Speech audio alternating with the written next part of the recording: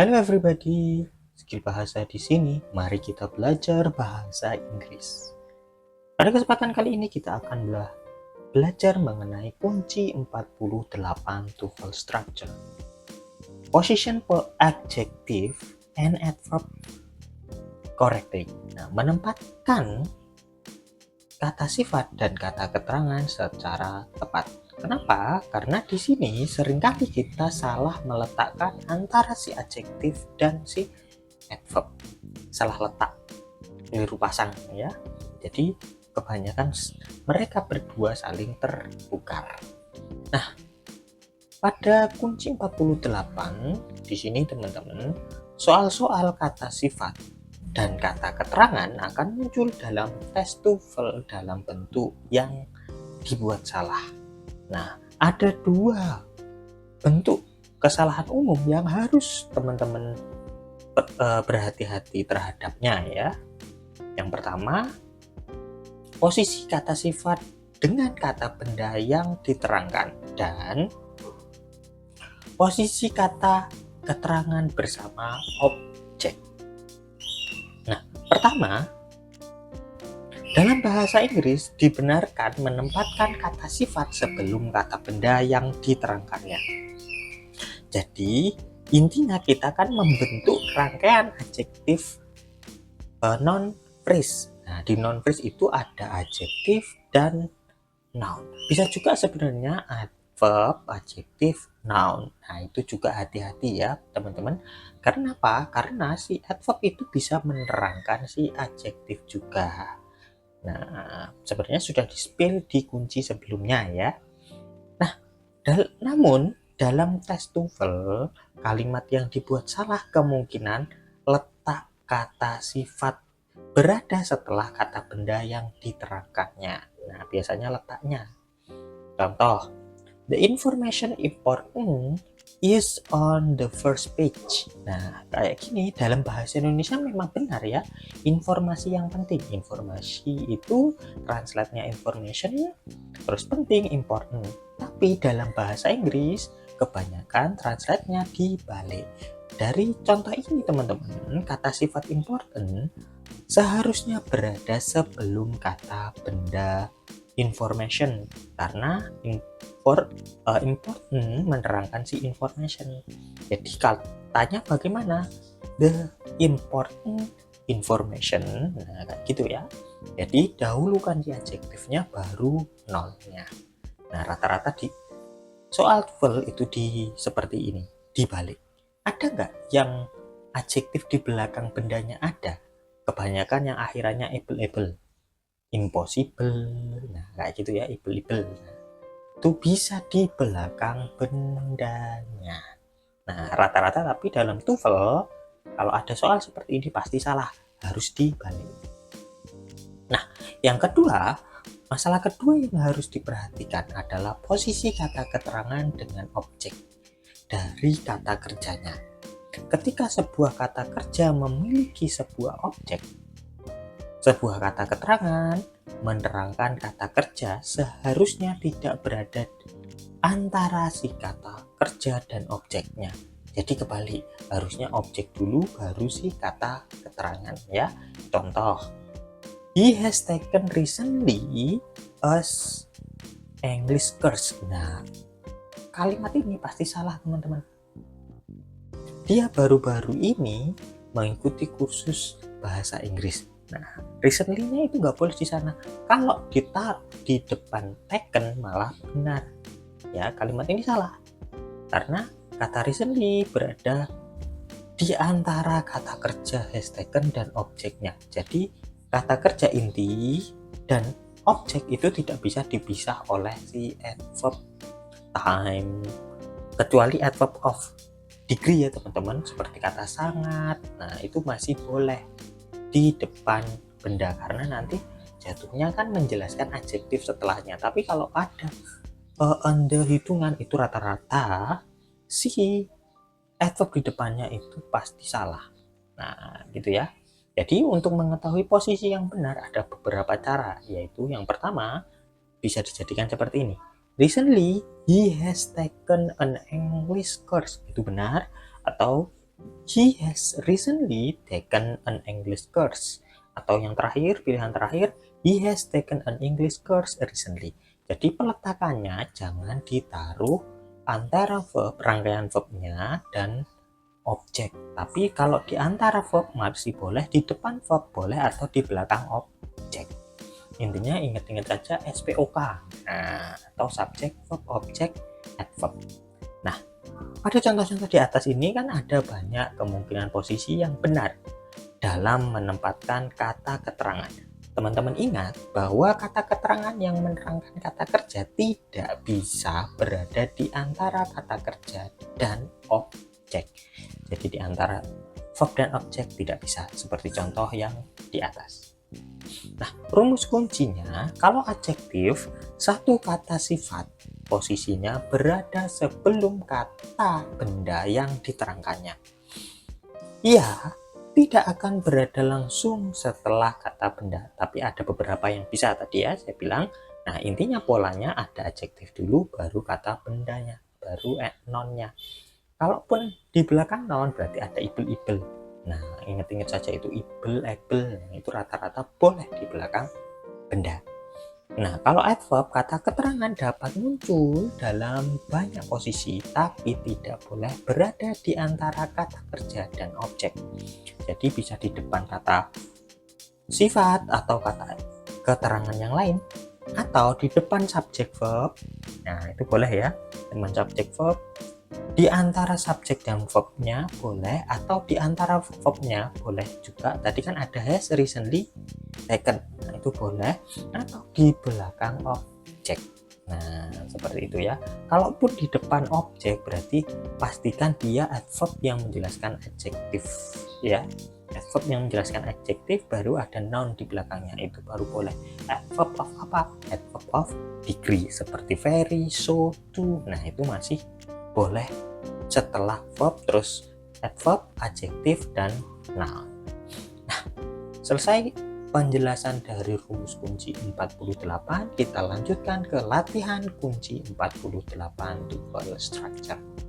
Yang pertama, Venus is the big brightest planet in our solar system and was actually named after the goodness woman of love. 20 detik untuk menjawab.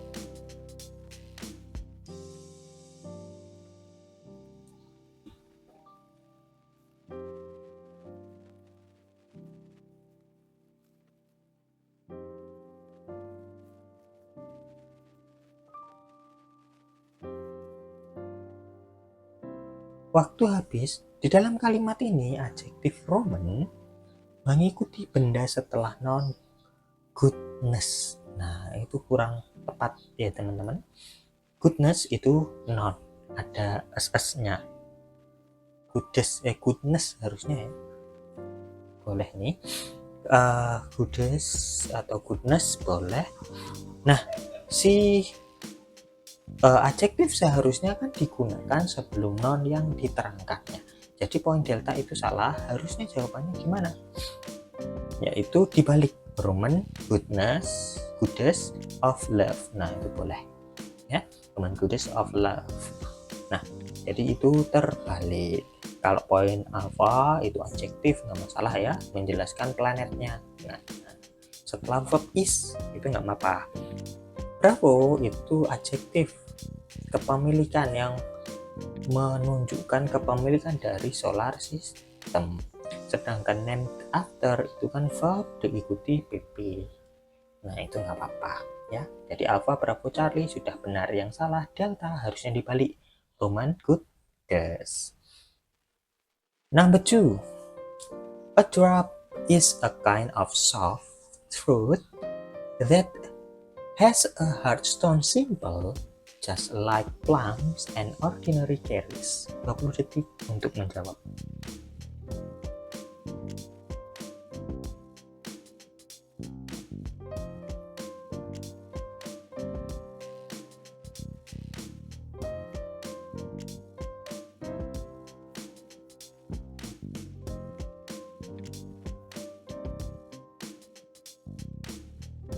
Waktu habis. Di dalam kalimat ini adjektif simple mengikuti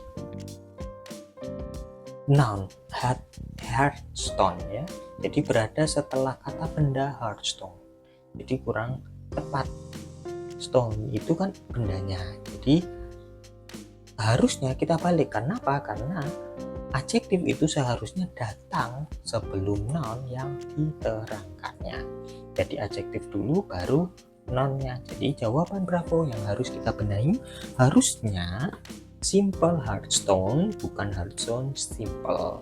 Nah, poin alfa, Charlie, dan delta sudah benar ya. Yang harus kita benahi poin Bravo, kebalik.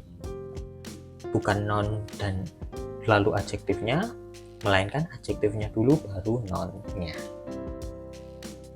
Number 3. In 80 AD, the Colosseum in Rome became the first stadium dome to be opened to the public.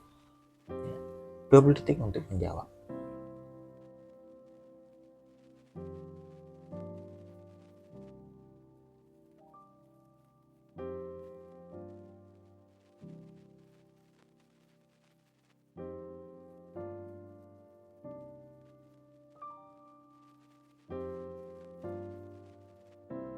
Waktu habis. Di dalam kalimat ini adjektif dome mengikuti noun stadium.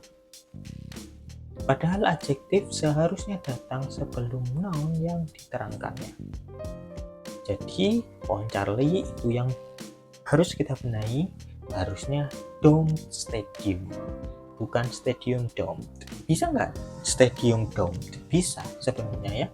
Tapi di sini konteksnya kan salah karena setelahnya ada verb lagi. Nah itu yang kurang tepat, setelah dome ada verb lagi jadi kurang tepat.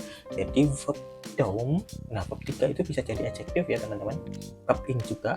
Nah itu lebih baik dimasukkan, dia kan bisa jadi adjektif yang ditaruh depannya noun. Jadi bisa kita jadikan objeknya yaitu the first dome stadium, terus ada pp di belakangnya, to be open to the public. Nah, delta itu benar ya, B verb 3 boleh. Sedangkan alpha kita pakai became verb 2. Karena ada in plus year berarti benar kita pakai verb 2. Sedangkan Bravo itu adjektif terus diikuti adjektif noun lagi boleh. Jadi alpha, Bravo, delta itu sudah benar. Yang salah Charlie, harusnya dome stadium bukan stadium dome. Number 4. Everglades National Park in Florida is virtually a wilderness subtropical field with abundant plant and animal life. 20 detik untuk menjawab.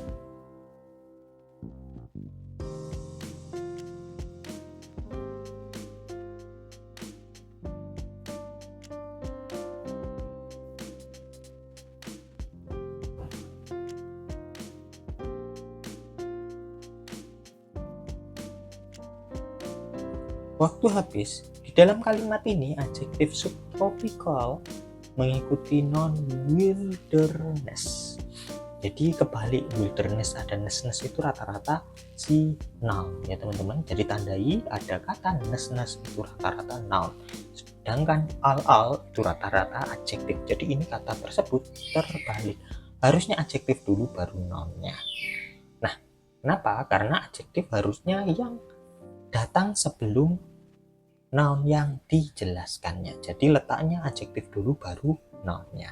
Jadi jawaban Bravo yang harus kita benahi harusnya subtropical wilderness, bukan wilderness, subtropical. Poin alpha sudah benar, di add verb.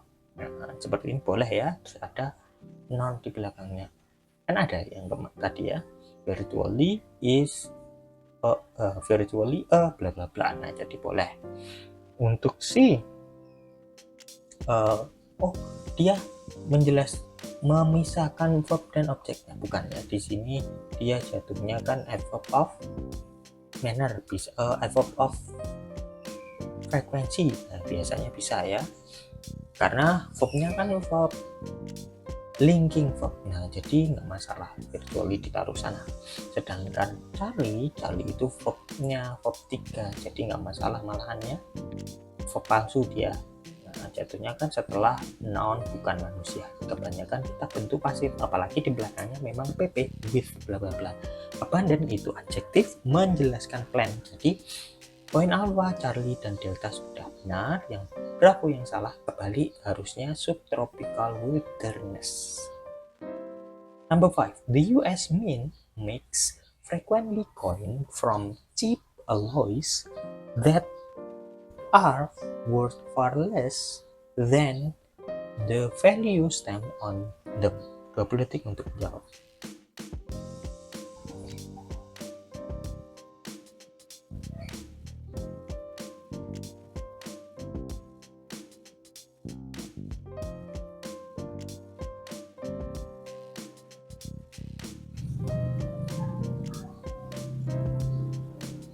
Ya, waktu habis.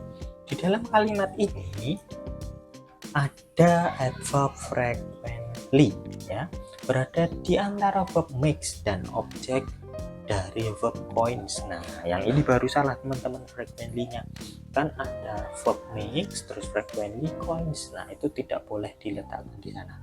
Jadi kebalik, harusnya bagaimana?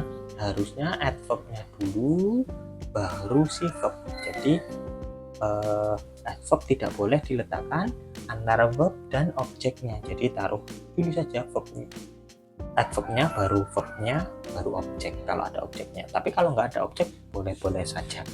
Kalau mau ditaruh umpamanya yang digaris bawahi frequently coin, berarti itu juga kebalik, harusnya coin frequently. Nah, atau ditaruh depan sendiri ya. Jadi poin alpha yang harus kita benahi itu kebalik, harusnya frequently mix, bukan mix frequently. Poin Charlie itu sudah benar, adjektif cheap menjelaskan alloys-nya. Sedangkan Charlie dan Delta juga benar ya, dia sama-sama adjektif dan conjunction.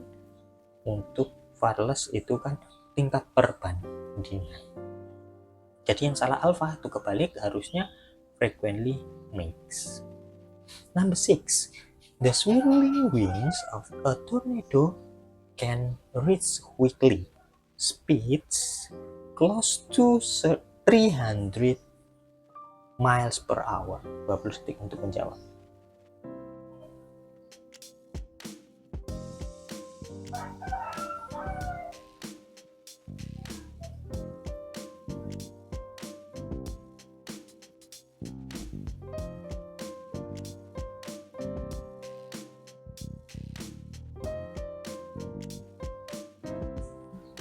Waktu habis.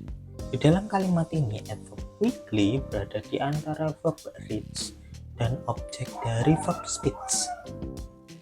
Ya, jadi ada objek speeds, terus ada verb can reach. Nah, reach-nya intinya ya, verb intinya, terus ada quickly di sana. Kalau quick speeds malah benar karena adjektif. Kalau quickly kan adverb. Jadi tidak boleh diletakkan di sana. Kenapa? Karena adverb tidak boleh digunakan di antara verb dan objeknya. Jadi poin Bravo yang harus kita benahi harusnya quickly reach. Jadi can quickly reach speeds. Nah, seperti itu ya, kita balik. Quickly reach. Alpha itu sudah benar, dia si nounnya, si subjeknya ya, jatuhnya subjek dari can reach. Sedangkan close to itu adjektif atau dia ya bisa kita sebut adjektif jatuh sebelah noun, itu boleh, atau PP. Nah, setelah itu ada noun yang menjelaskan tingkatan jam, itu nggak apa-apa ya, per hour juga nggak apa-apa. Kok nggak jamak per hours? Karena 300-nya itu miliknya miles-nya, bukan per hour gitu ya. Jadi yang salah hanya Bravo, kebalik harusnya quickly reach. Number 7. The extermination of a single species in any food chain can affect drastically all others. Ya, 20 detik untuk menjawab.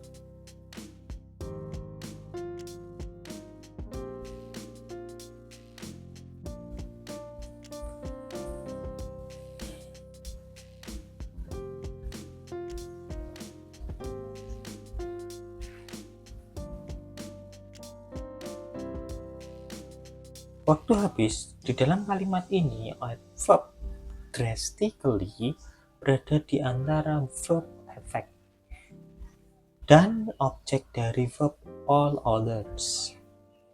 Padahal adverb tidak boleh digunakan di antara verb dan objeknya, ya. Jadi kurang tepat. Poin Charlie yang harusnya kita benahi itu kebalik, harusnya drastically affect, bukan affect drastically. Jadi verbnya dulu baru adverb, baru objek si all others. Number 8, the Indian leaf butterfly looks like an old leaf on a branch when it disguises naturally itself. 20 detik untuk menjawab.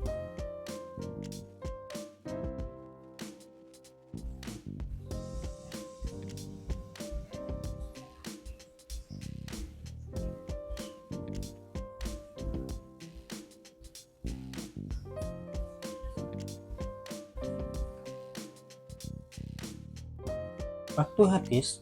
Di dalam kalimat ini, adverb naturally berada di antara verb disguises dan objek dari verb itself. Nah, itu kebalik ya teman-teman, ada itself itu boleh jadi objek. Nah, jadi adverb itu kan tidak boleh digunakan di antara verb dan objek, jadi kurang tepat. Poin delta yang harus kita benahi itu kebalik, harusnya naturally disguises, bukan disguises naturally, ya, itu kebalik.